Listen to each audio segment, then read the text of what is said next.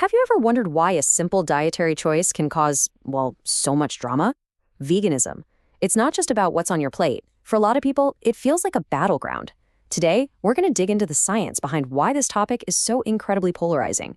And trust me, the data is going to surprise you. Okay, so first off, this isn't just a hunch or something you see online.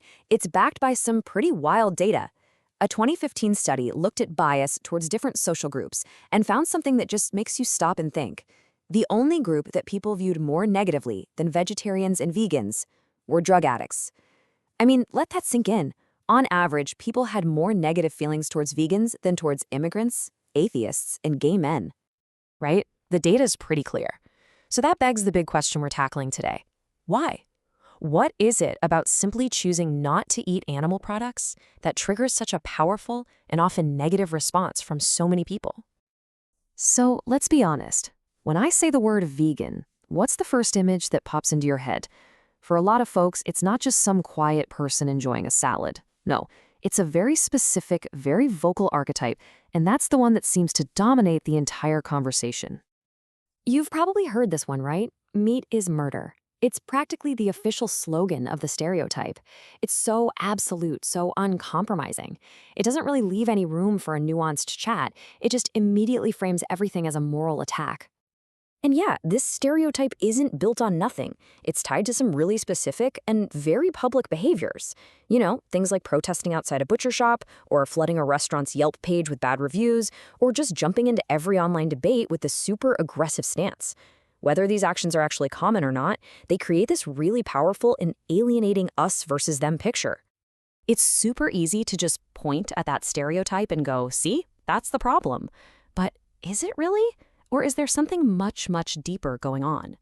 Researchers think this stereotype might not be the cause of the anger, but maybe just a convenient place to aim it. And that brings us to what's really at the heart of this whole thing. Social psychologists have a name for it, a really powerful internal conflict they call the meat paradox. And honestly, it explains so much of the defensiveness we see.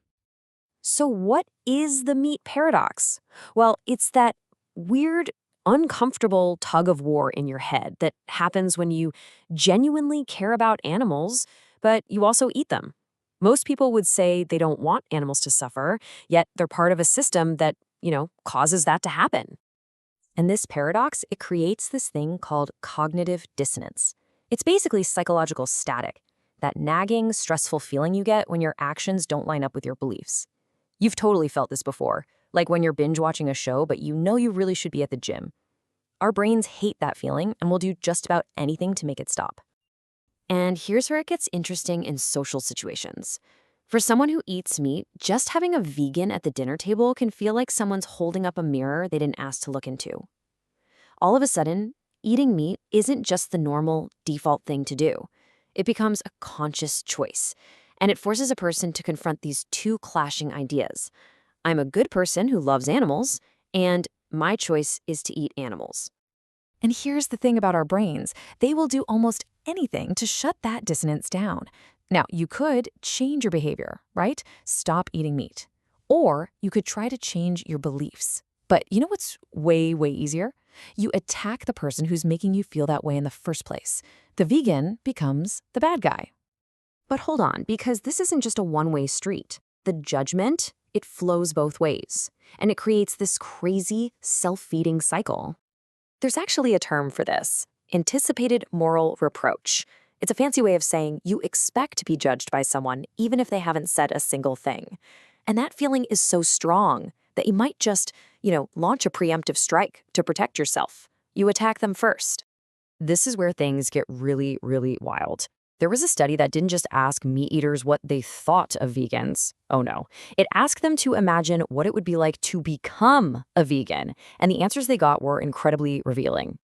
So at first, they got exactly what you'd expect. One participant described vegans with all the classic hits: militant, self-righteous, overzealous. Pretty standard stuff, right? No surprise there. But then, the researchers flipped the script, and this is the part that just changes everything. They asked that same guy what would happen if he went vegan. And suddenly, he's talking about this deep fear of being rejected. He literally said people would treat me differently and that his own family and friends would hate me.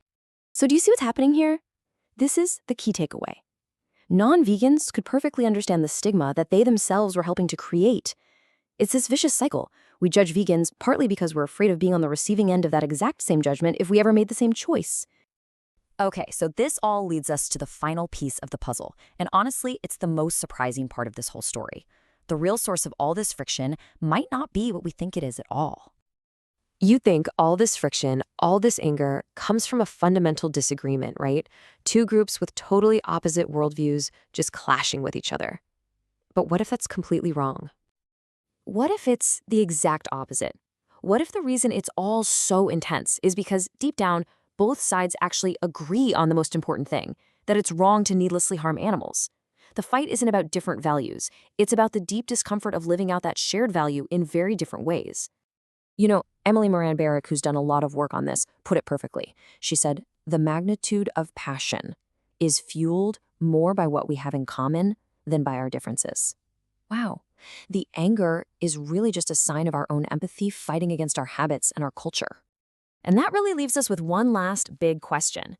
If the real source of all this conflict is actually a value that most of us share, what would happen if we started the conversation from that place? If we just started with what we agree on? Could we change this whole entire conversation for the better?